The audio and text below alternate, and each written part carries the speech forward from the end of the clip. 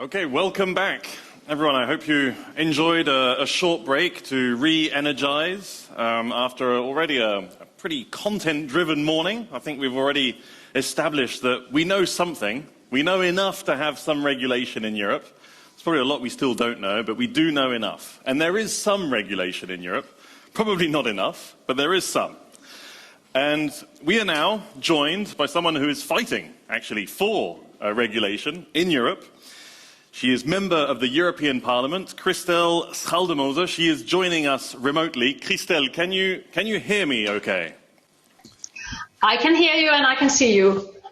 Beautiful. We can hear you and we can see you as well. So thank you so much for joining. You've been in the Parliament for 16 years, fighting for better consumer protection and to remove harmful substances in products. And you were lead negotiator on the Parliament report on the implementation of the EU Food Contact Materials Regulation, which focused on several harmful substances that were not regulated at the time. So, Christel, can you please tell us what is in stock for us in Europe on regulating food contact materials? First and foremost, thank you for inviting me, and I do apologize being here online instead of being with you physically, but we have a session in Strasbourg, so I'm here in Strasbourg talking to you from my office, and soon I have to go down and vote. However, what is coming in? Well, it's a good question, because we honestly still don't know. And as Pelle told you just before the break, you know, we made the report back in 2016 in the European Parliament asking for a revision of the food contact material regulation.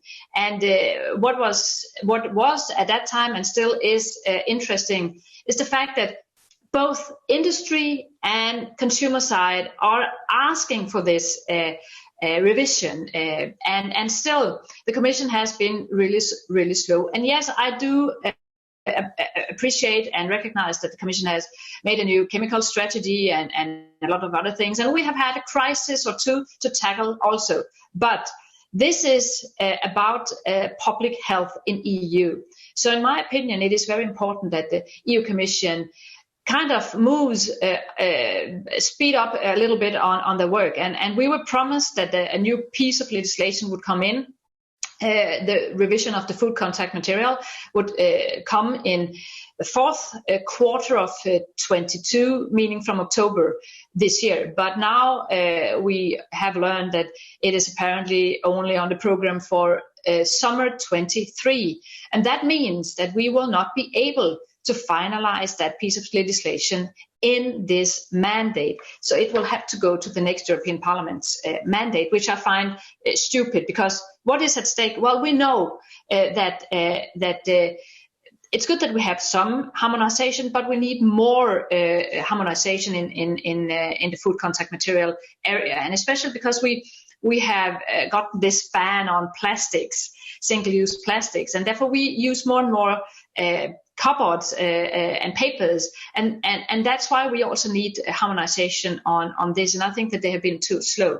So if you ask me, and you do that, I would like to say to you that I still believe that what we said back in 2016 should still be the case in a new regulation. I think that we need to regulate all food contact materials in EU. I mean, harmonizing it, it is a wish from the industry, but it's also a wish from the consumers. We want to be safe when we eat on the go, drink on the go, and we do that more and more. And I also think that we should also here in the area of food contact materials should establish the precautionary principle, so that we want to make sure that we are protected as consumers against dangerous chemicals. And when we have to use and reuse more and more also paper, then of course we need to make sure that we protect consumers, and therefore we need to establish this precautionary principle. I also think that what we should establish, and this is also according to what Beuk and Pelle is asking, that if you don't come up with your data, you should not be able to go on the market with your product. That's a very good and old, well-known principle from the internal market.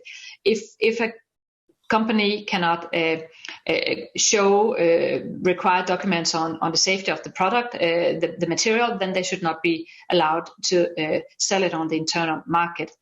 And then, of course, we also need to make sure that we have a good and efficient enforcement of the rules. That's always one of the tricky things when it comes to EU.